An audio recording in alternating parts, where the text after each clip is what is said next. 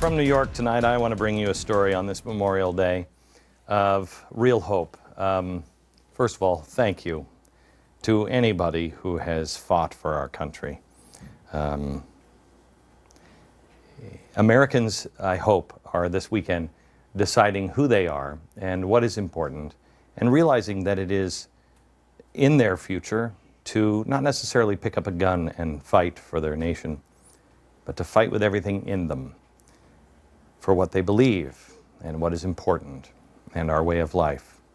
Every night I come to you and I tell you, really, how many in the audience are spooked by half the crap that I say on the air? Yeah, look at this. Okay, all right, clowns, put your hands down. I talk about some pretty spooky things on the air, and one of the things that I hear all the time from you, at least I feel all the time, and I hear when I go out, is, okay, Glenn, we get it, now what?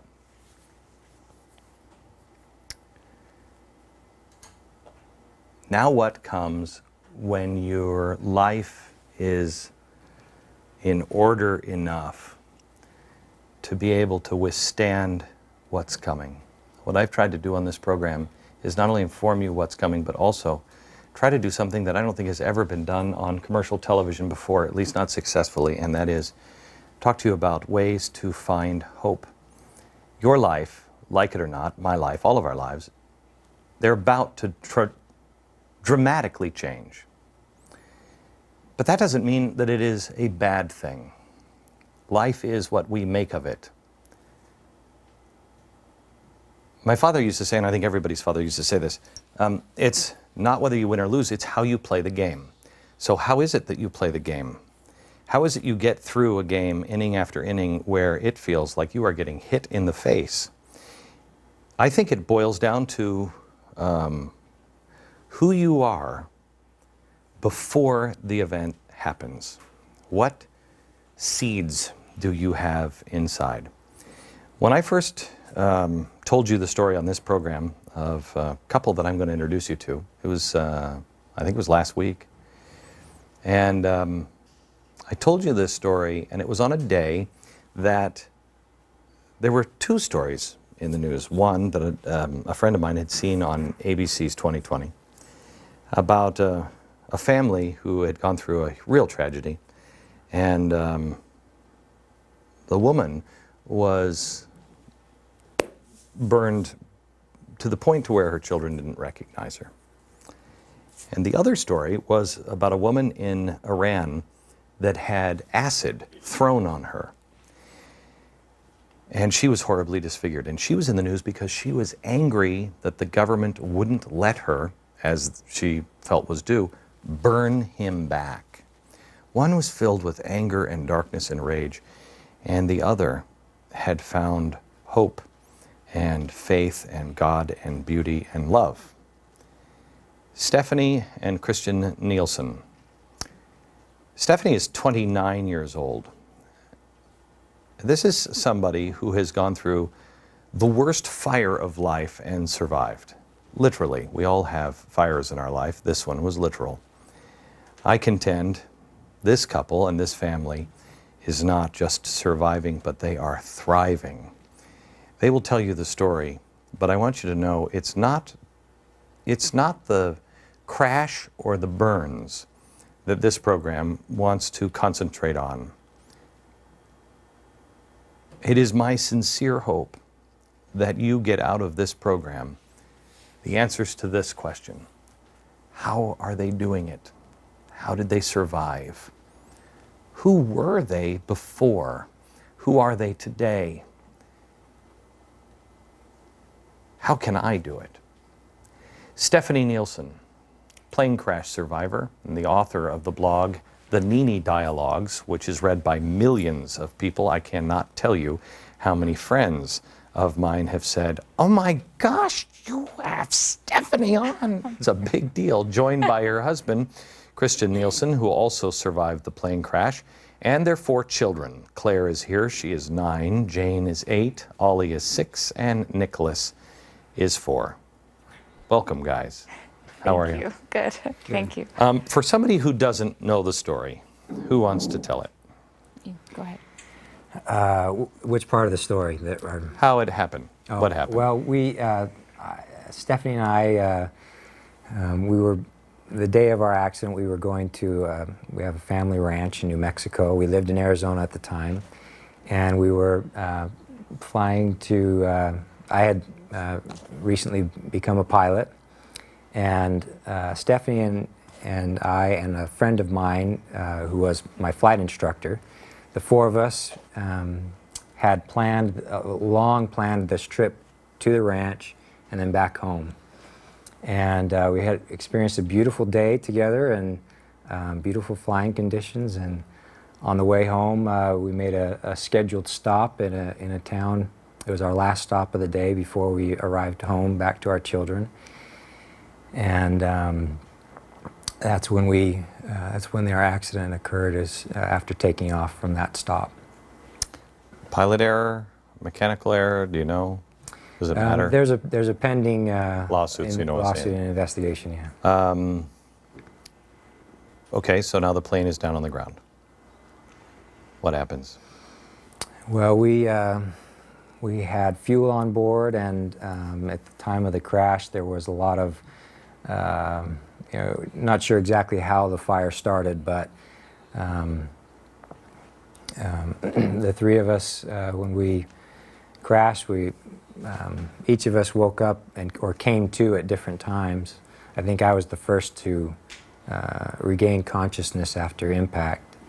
And when I opened my eyes, there was just fire everywhere. The flames and the fire had matured, so I don't know how long it had been since we impacted the ground, but the flames were quite mature. And at that point, it was just, Get out. we needed to get out. The pilot didn't get out? When we all got out on our own strength in different phases. I got out first, out my door, and told Stephanie to follow me. She exited behind me, and then my friend, who was in the pilot's seat, he got out last. Stephanie, you don't remember him saying get out? Mm-mm. No, I don't remember him telling me to follow him and get out. And it felt like really I was drowning, but with fire, which is a terrible feeling. But I didn't like think, well, where is he? Where did he go? Why didn't he help me out or anything? I just remember that people were there, that were helping me, that helped me get out of the airplane, and I felt that it was a miracle how it happened, and I don't think I could ever explain it in a way without people thinking that I was kind of crazy, but I know it happened, and You believe you were helped beyond? Yes, I was helped by people and friends and loved ones who told me. Can you go into that a little bit? Do you mind going into that? No, sure, yeah. I remember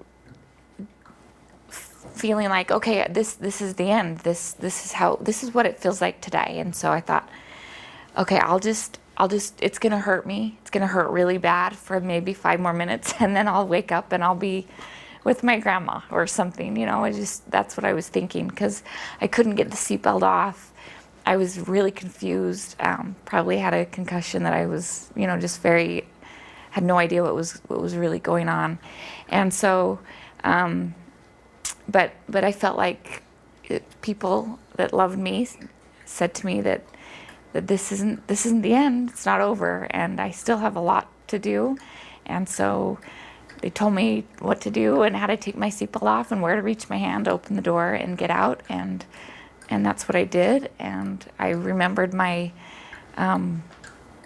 my second grade teacher telling me to stop, drop, and roll in my head, and so that's what I did.